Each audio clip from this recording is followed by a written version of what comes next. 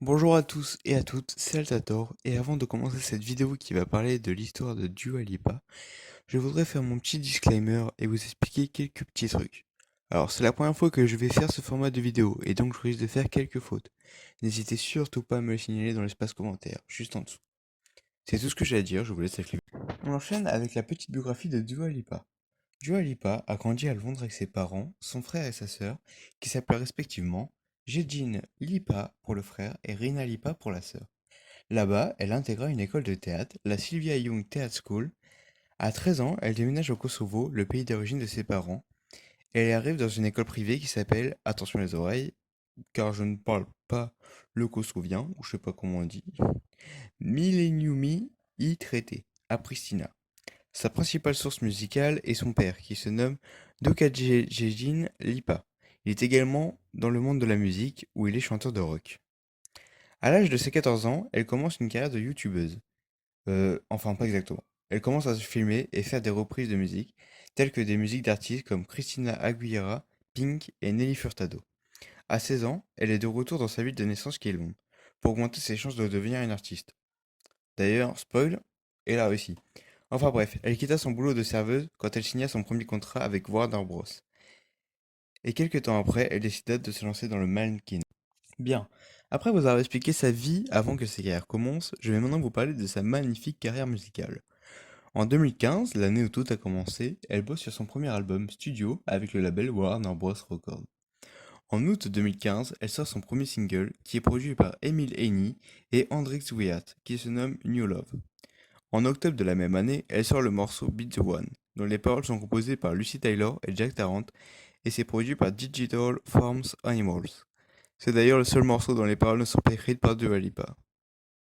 Le 30 novembre 2015, Dua Lipa fait le choix de concourir au BBC pour effectuer sa première tournée en Outre-Manche dans une partie de l'Europe en janvier 2016, qu'elle plongera par la suite dans toute l'Europe.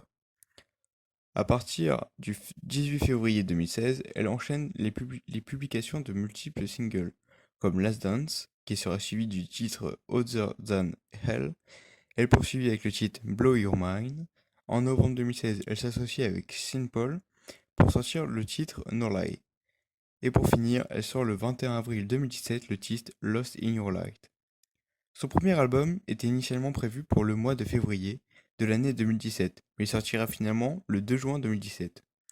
Le sixième single de cet album, New Rules, va permettre à Dua Lipa pour la première fois de sa carrière d'être nommée dans 5 catégories au Brit Award. Ça sera la première fois qu'une chanteuse britannique excusez-moi, est autant nommée, ce qui montre l'engouement qu'il y a autour de cette chanteuse de talent. Elle participe aussi à plusieurs lives, comme par exemple la couverture de Bruno Mars sur sa tournée 24K Magic World Tour, ainsi que celle de Coldplay pour le A Head Full of Dream Tour. Nous allons maintenant enclencher la deuxième partie de sa carrière musicale qui se situe après la sortie de son premier album. Le 12 janvier 2018, elle sort un nouveau titre dont le nom est IDGAF. Le clip est d'ailleurs réalisé par le génie belge Stromae, ou Stromae pour les intimes. Le 6 avril, elle sort le single One Kiss, en collaboration avec Calvin Harris, qui est un véritable succès. Ce morceau tournera en boucle sur toutes les radios et à la télévision.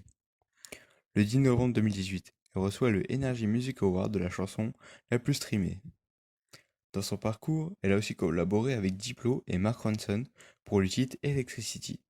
Un an après, elle sera sacrée révélation de l'année lors des Grammy Awards. Elle chantera aussi sur la bande originale de la production Alita Battle Angel de James Cameron. Bien, après avoir parlé de son premier album et de son histoire musicale, je vais parler de son deuxième album qui s'intitule Future Nostalgia. Ce deuxième album de Dua Lipa, qui aurait initialement dû sortir le 3 avril, est sorti le 27 mars 2020, c'est-à-dire il y a quelques jours au moment où je tourne la vidéo.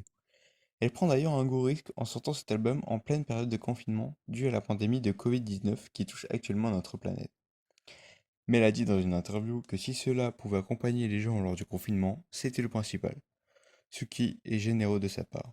Surtout que cet album est une véritable pépite, il a même obtenu le score de 99 sur le Metacritic le jour de sa sortie. Dans cet album, elle aborde le sujet de l'amour et elle parle de l'homme aussi. Elle parle de la rupture, la passion et l'amour physique en particulier. Mais elle aborde aussi les mauvais comportements des garçons dans son morceau We'll Be Boys. Cet album est un mélange d'amour et de nostalgie. Et en plus, il pourra vous faire danser, comme jamais. Un vrai coup de génie. Et voilà, c'est tout pour ce premier épisode de Story de Star. J'espère que ça vous a plu. Si c'est le cas, abonnez-vous pour ne pas rater les prochaines vidéos, bien sûr.